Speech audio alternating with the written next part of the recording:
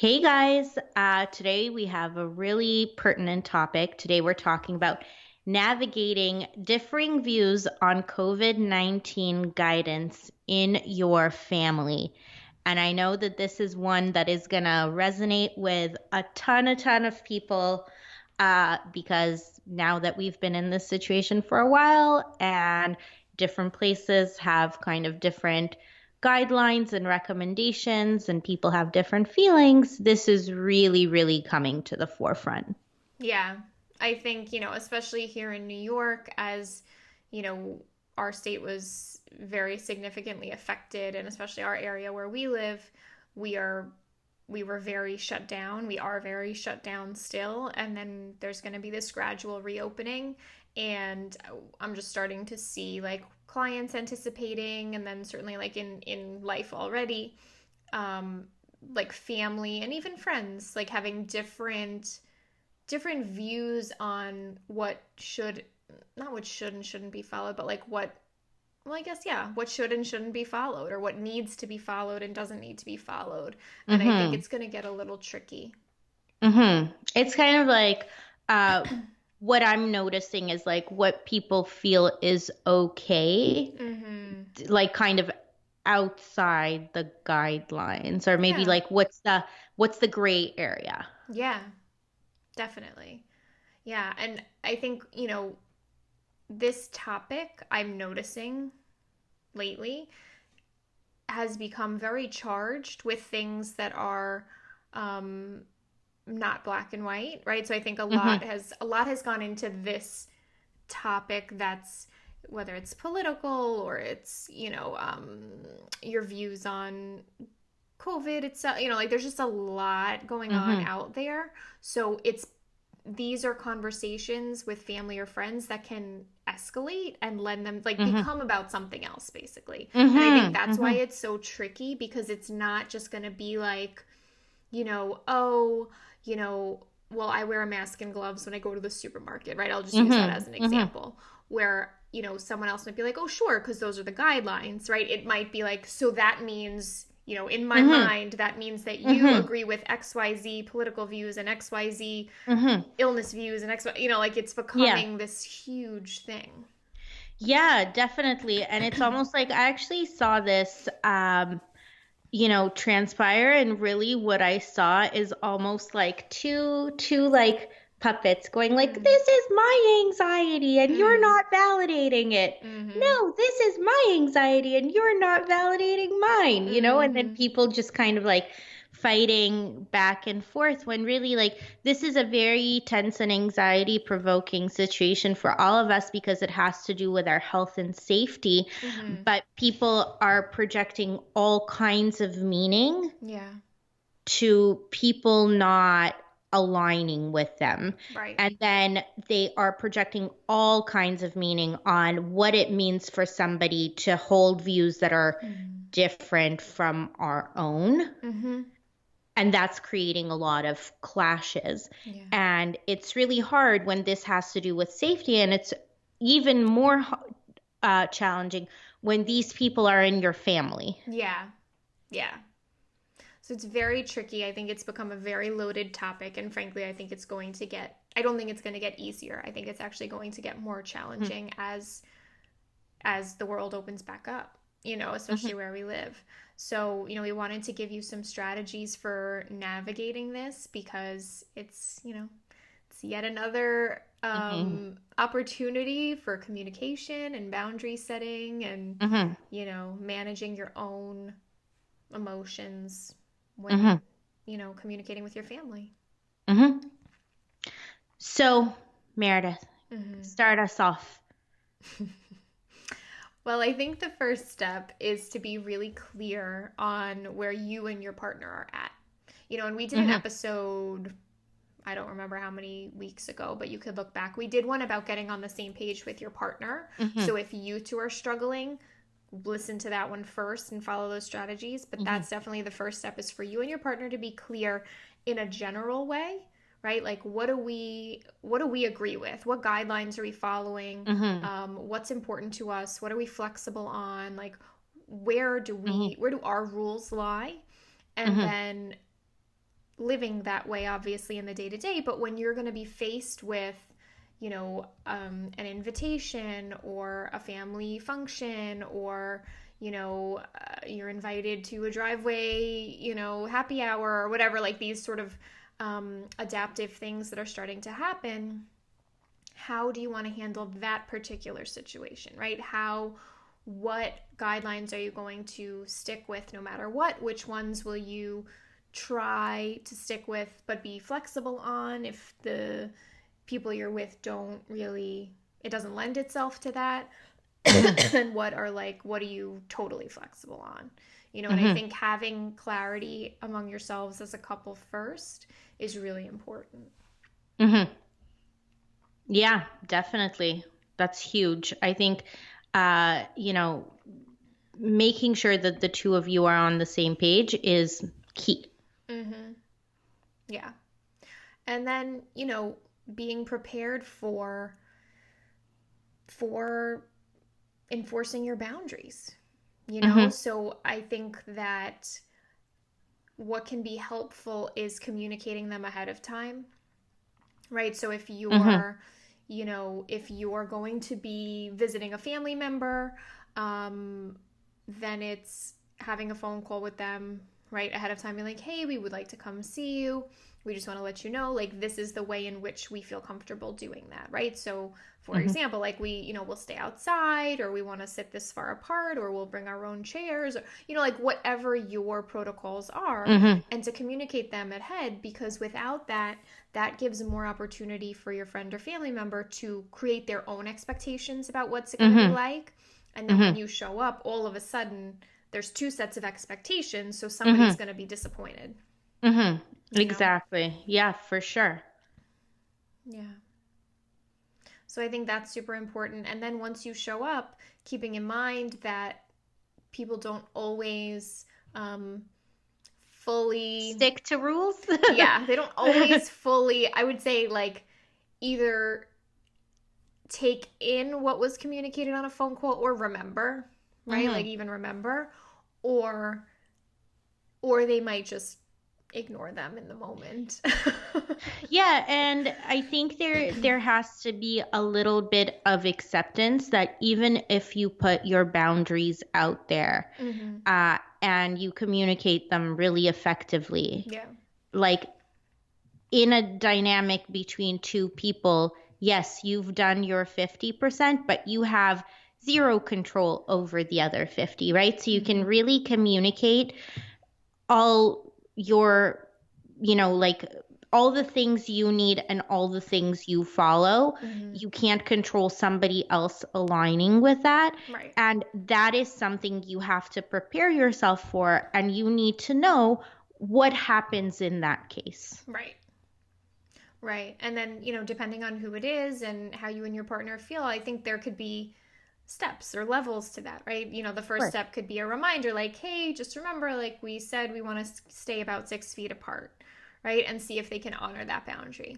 If it continues to happen, or they're either just not honoring it, or maybe disagreeing with it in a way that they're not going to honor it, you can, you may decide that you have to leave, right? You might have to end that situation early because they're not being, your boundaries are not being respected, and they are boundaries that fall into that non-negotiable category for you.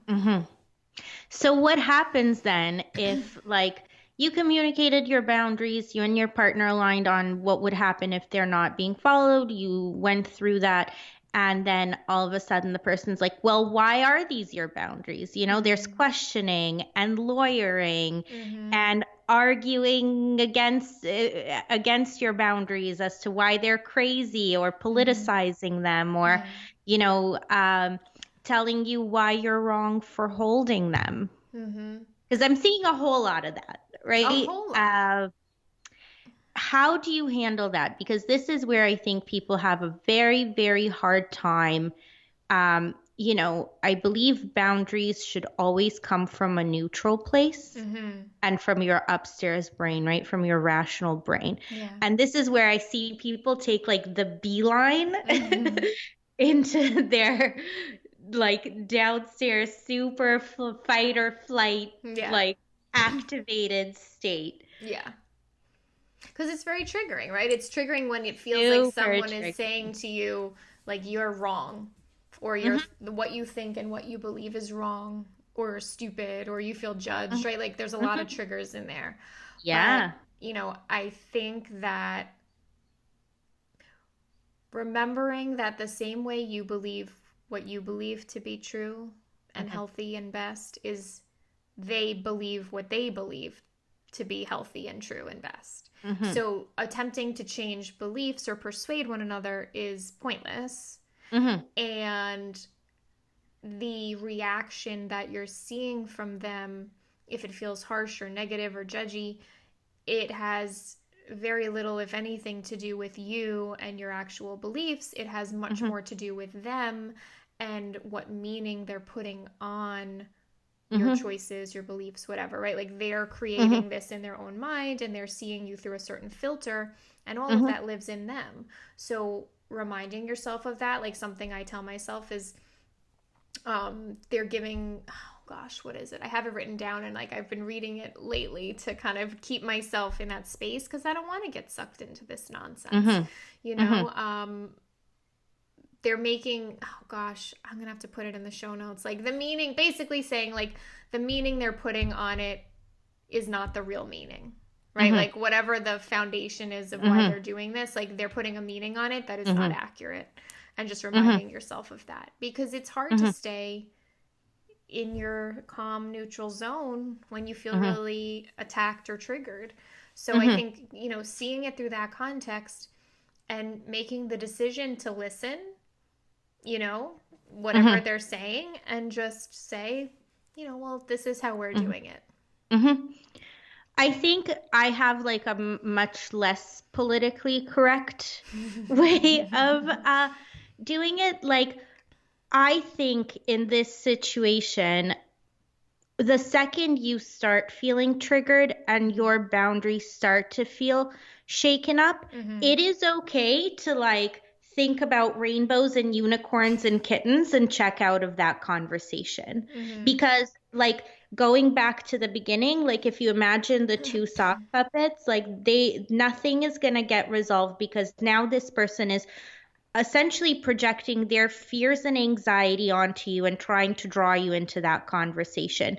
And sometimes for some people, Mm-hmm. listening to that like literally activates their nervous Mm. system, Yeah. right? Because we are very attuned and we have mirror neurons and it can be really activating. Mm-hmm. I think kind of tuning out of that conversation and either like just saying like I understand, but not Mm-hmm. really engaging or paying a lot of detailed attention, or just like changing the topic, Yeah. or if you have to leave, just leaving. Like, Mm-hmm. I think that's a way to do it. And I think, like either you have your kind of mantra that goes on repeat like a broken record, and Mm-hmm. you just like go into that place mentally where you're walking that neural path of like, this is their truth and I have my truth and it's okay for us to disagree. Yeah. Or thinking of the sock puppets, right? Like, Yeah. this is like two sock puppets arguing about anxiety, Mm-hmm. Yeah, I love right? that.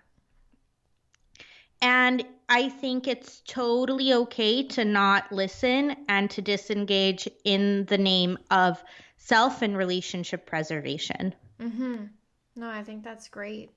And I would encourage you, like, this could apply, obviously, dealing with extended family, dealing with parents, grandparents, certainly friends. I think I'm hearing this a lot. People are anticipating, or really starting to already see it, but anticipating like having to navigate play dates and their kid, Hmm. what parents are allowing this and what parents are allowing that, and like navigating that landscape, because now you're throwing in the added layer of like judging someone's parenting by having different boundaries, which is extra Hmm. heightening. So I think just really know that this same protocol can be applied to any dynamic, right? Any situation Hmm. where you're having to okay, what are our boundaries? What are our rules? What are our limits? And how do we navigate that in relation to someone else? I will throw a caveat in here, which I think is a little bit of an asshole thing to do, but I do think there is a big difference. And I think this difference is harder to tell right now because we're all in a little bit of negative sentiment override with this situation between somebody neutrally asking you why something is important to you because they're actually curious versus somebody judging you on that. Yeah. And I think somebody asking, like, is this important to you because of this? Is this important to you because you're immune compromised? Is this important to you because, you know, you have somebody who in your family that could have been exposed, like, versus somebody saying, explain this to me. Why are you, you know, like, so I think it's also really, really important to check in with yourself and make sure that you are not being preemptively defensive. And if somebody's asking you a neutral question, that you're not setting off like the safety protocol prematurely. Yeah, that's great. That's a great point. So you can say something like you could give the answer, right? Your first step could be to answer the question and then see where the conversation goes, right? And if it goes to like, oh, okay, or cool, you know, great. And then it settle, you know, it just goes to something else. That's feedback, right? It was a neutral question. Obviously, if it becomes, well, what about this? Well, what about that? Well, what about, you know, like the case building, stacking evidence against you, all of that, that kind of vibe.